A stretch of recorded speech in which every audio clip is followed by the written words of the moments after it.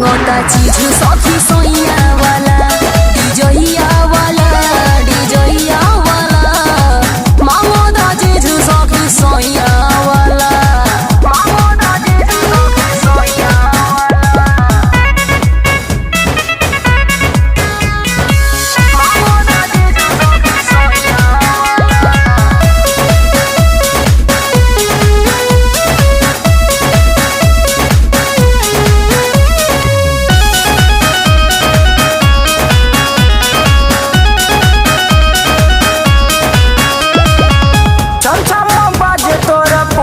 के छागल देखे के पर मधु जवानी भइले पागल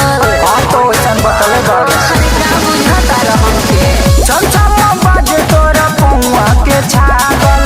देखे के पर मधु जवानी भइले पागल दिल पर रखी है तोहरो धिया अच्छा है अरे हम सौंडवा वाला हो हमके डीजइया वाला मांगोता चीज सखी सोइया वाला डीजइया वाला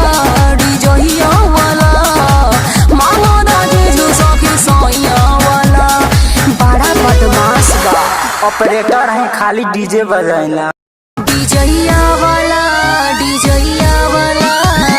मांगोता चीज सखी सोइया वाला